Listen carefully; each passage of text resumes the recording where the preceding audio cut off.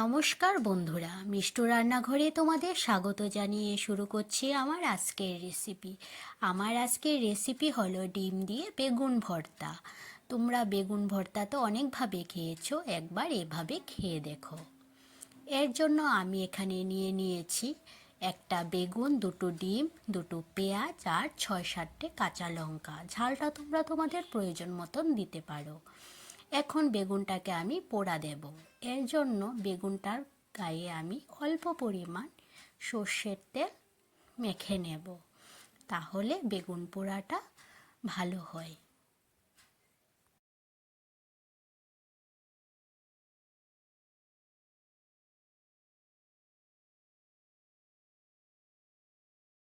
বেগুনের মধ্যে তেল মাখা আমার হয়ে গেছে।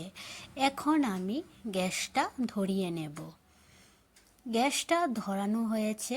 এখন আমি রুটির যে নেট আছে, নেটটা বসিয়ে দিলাম। তারপর এর উপর দিয়ে দিলাম বেগুনটা আমি এভাবে পুড়ে নেব। বেগুন পোড়াটা আমার হয়ে গেছে প্রায়।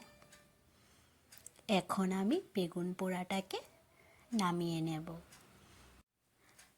বেগুনটা ঠান্ডা হওয়ার পর বেগুনের খোসাটা পুড়ে গিয়েছিল, এই পোড়া খোসাগুলি আমি এখন ছাড়িয়ে নেব।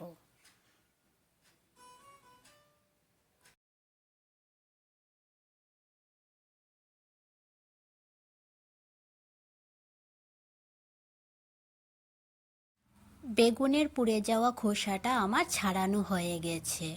এখন আমি গ্যাসে একটা কড়াই বসিয়ে দিয়েছি, দিয়ে দিলাম তেল। এখন আমি ডিমটা ঝুরি করে নেব। এখানে আমি দুটো ডিম ঝুরি করে নেব। দিয়ে দিলাম সামান্য পরিমাণ লবণ।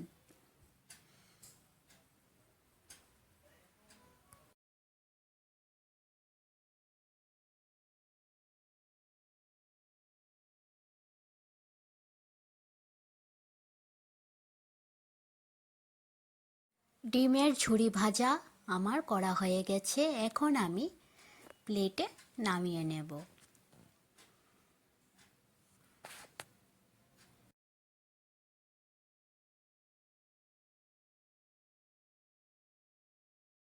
এখন আমি কড়ার মধ্যে আবার তেল দিয়ে দেব।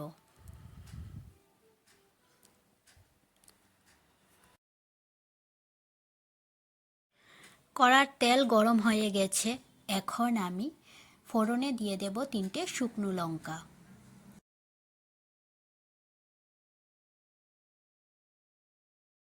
শুকনো লঙ্কাগুলি ভাজার পর যখন কালচে ভাব হয়ে আসবে, তখন আমি দিয়ে দেব পেঁয়াজ কুচি। এখানে আমি দুটো পেঁয়াজ কুচি দিয়ে দিয়েছি। পেঁয়াজগুলিকে এখন আমি ভালোভাবে ভেজে নেব। এখন আমি দিয়ে দেব চেরা কাঁচা লঙ্কা। লঙ্কা আর পেঁয়াজ আমি ভালোভাবে ভেজে নেব।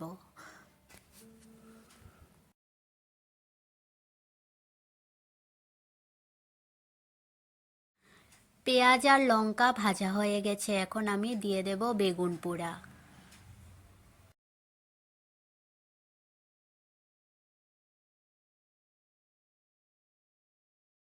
এখন আমি দিয়ে দেব পরিমাণ মতন লবণ, আর দিয়ে দেব অল্প পরিমাণ হলুদ।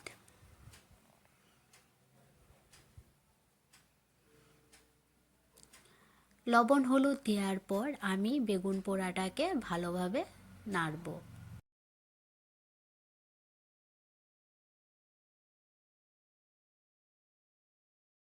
বেগুন ভর্তাটাকে আমি নেড়ে চেড়ে বেগুনের জলটা যে আছে সেটা শুকিয়ে নেব। তারপর দিয়ে দেব আগে থেকে ভেজে রাখা ডিমের ঝুরি।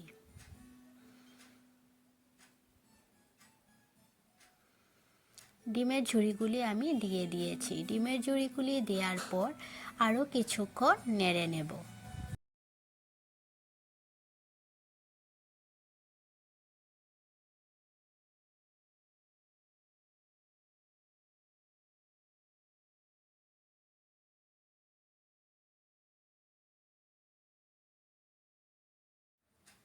বেগুন ভর্তাটা আমার প্রায় হয়ে গেছে। এখন আমি দিয়ে দেব ধনেপাতা কুচি। ধনেপাতা কুচি দেওয়ার পর আরও কিছুক্ষণ নাড়াচাড়া করে তারপর আমি বেগুন ভর্তাটা প্লেটে নামিয়ে নেব। আমার এই রেসিপিটি যদি ভালো লেগে থাকে তাহলে লাইক আর সাবস্ক্রাইব করে দেবে।